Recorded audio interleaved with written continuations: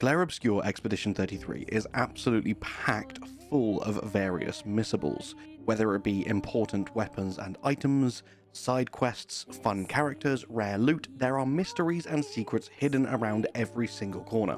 And this fact, coupled with my complete adoration for the game, made it the absolute perfect choice for my next Things You Missed series.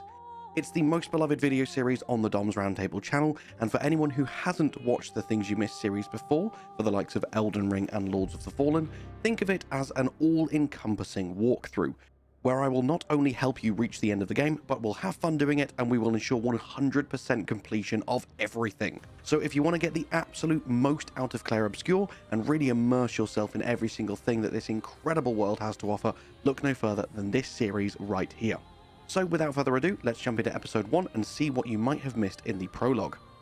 After you gain control of Gustav and you grab the flower, as you're making your way through this first section, there isn't really anything to do and there's nothing to miss. So just enjoy the story and keep following Mael.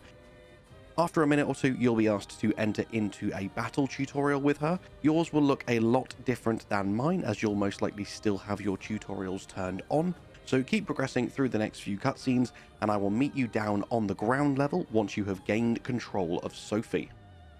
After the cutscene, once you've got control of Sophie, head to the right and loot this chroma. Then you can continue on to the main square, speaking to anyone that you want along the way, so you can start to fully immerse yourself in the story and understand everything that's going on. Once you are here, head left until you get to this big pile of rubbish. This is where everyone who goes to Gommage leaves their furniture, and if you explore this pile, you will receive a colour of Lumina. We'll talk about Lumina in part 2 once we actually start the game properly. For now, just know that they are important and you do want to come and grab it. Now, most of this first episode is just going to be running around talking to people until you find the important ones. So you do want to talk to everyone to build the world and the story, but I will just highlight the important people here in this video for you, the ones that actually give you things and do important stuff for you. As I say, everyone else, like these two little boys here, feel free to talk to them all. It's all great for the world building, but I'll only focus on the key ones that are going to help you better your characters.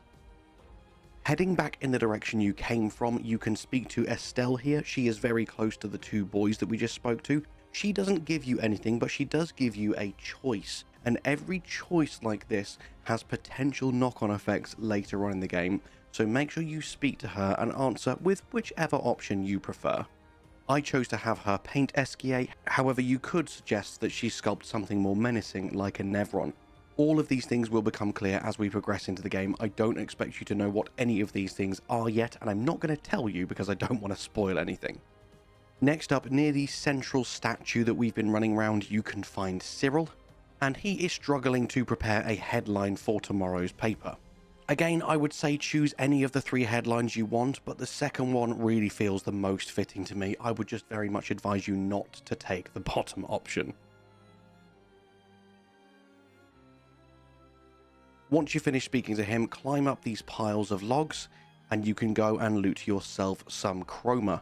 Chroma is just the currency used in this game world, and you will need hundreds of thousands of it, if not millions of it, by the end of the game. So every tiny bit that you can loot will help significantly. Next up, once you have done interacting with everything and speaking to everyone around this big statue, we're going to start heading towards the harbour and the festival. And here you want to speak to Richard, Sophie's sewing teacher. Unfortunately, as with Sophie, today is Richard's Gommage, meaning in the next few hours they are both going to be wiped from existence. Richard had a fight with his son last night and decided to make him a special uniform as a final gift.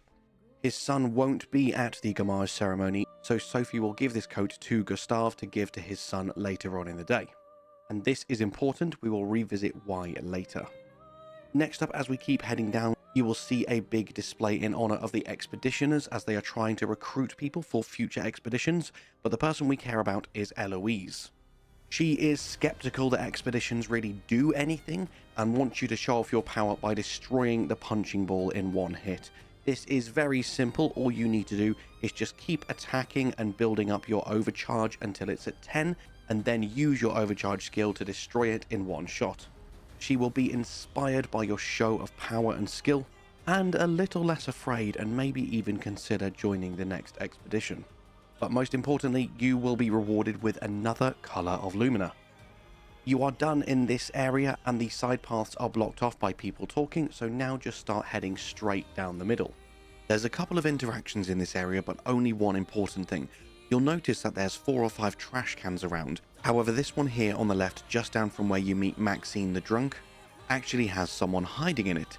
Speak to it enough times and you'll learn that someone is hiding in there trying to escape the Gommage, and he'll give you an item that upgrades your weapons to +3 as a bribe to leave him alone. Now you want to come up these stairs and grab this chroma just round the corner from that second trash can.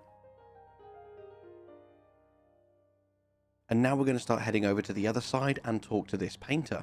He needs some inspiration for his painting, and this also doubles as a partial perfect dodge tutorial. Once you've done that, you will get a recoat, a very powerful, very rare item. You definitely want to hang on to that. They are super expensive and super rare.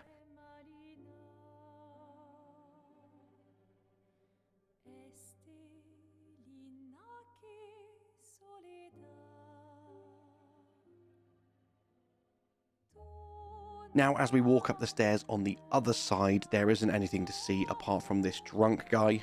So once you're happy you finished talking to everyone in this area, we're going to head back to the middle and carry on going down through the stalls.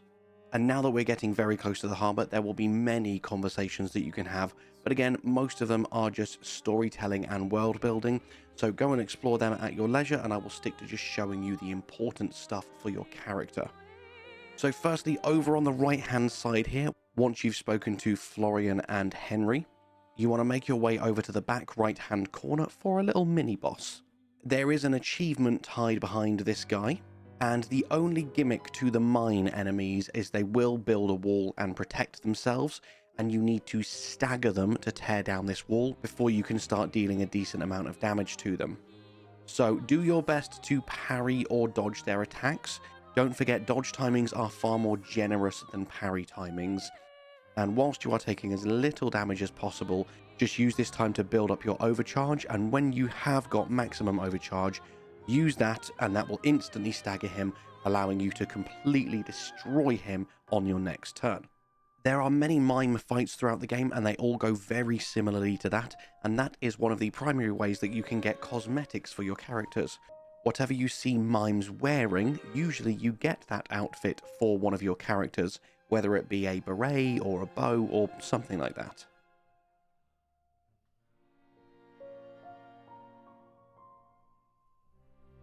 Once you're finished on this side of the promenade, we're going to head over to the other side. Over in this corner you'll find some more chroma to loot, and now we can head on down to the harbour. Now comes one of the most heart-wrenching introductions I have seen in gaming in recent years, especially as I have just turned 33, and I now have to see hundreds of 33-year-olds be ripped from existence. So we're going to skip through this swiftly, and I will let you watch it without me. And I join you now at the festival for the expedition. You will be awarded 1 festival token, and there are 2 more that we can acquire so that we can get all of the juicy rewards before we head on our way. Again, there is many people that you can speak to here. Very important to do so. They're all crucial characters. Well, I say all. Some of them are crucial characters. You'll see what I mean in about 10 minutes time. But the most important person to speak to is this guy here, who gives you a mini quiz. Don't worry, if you fail it, you can just answer again, or I can just tell you what the answers are now. So for the first question, obviously the paintress started counting down from year 100, so the world fractured 67 years ago.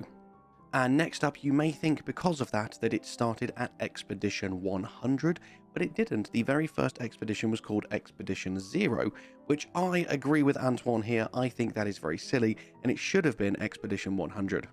For your efforts, you'll be rewarded with a festival token, so you can now get 2 of the 3 rewards. You're probably thinking, what rewards are you on about, Dom?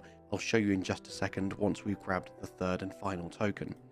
So again, just keep going around and speaking to everyone, but especially make sure you go and speak to this little boy in the red here, Jules. This is the son of Richard, who we met earlier. You can now give him the outfit, which he will gift to Gustave, which is an awesome crimson coloured version of the outfit he is already wearing. I love it, so I will equip that immediately. And now, once you have finished speaking to everyone and you've grabbed your journal of your apprentices, we're going to head down and speak to Mael. Mael will ask for a rematch, and this is a proper fight. And until you know her timings, some of her moves are quite awkward, so I advise to just dodge her and keep building up your overcharge. If you're confident enough, you might be able to pull off a parry or two. I get a few off here, but it's still kind of dicey. And finally, when she goes down, you will be rewarded with your third and final festival token. So now you can trade all 3 of these in for 2 seemingly useless quest items that will come into play far, far later on in the game, and also a cosmetic for Gustav's hair in a bun. Personally, I am not a fan of this hairstyle. I much prefer his default look. So if you can't do that fight, or if you only end up with 2 of the 3 tokens, I strongly suggest that you get the key and the broken Pictos and skip the cosmetic if you can only grab 2 of the 3 rewards. That is it, as far as I'm aware, for every single missable thing in the prologue. Stay tuned for the same time tomorrow. I will be releasing the official proper episode 1 as we go through and 100% Spring Meadows. And with that, my friends, all that's left for me to say is thank you so much for watching. I hope you have an amazing day, and I'll see you in the next one. Bye bye.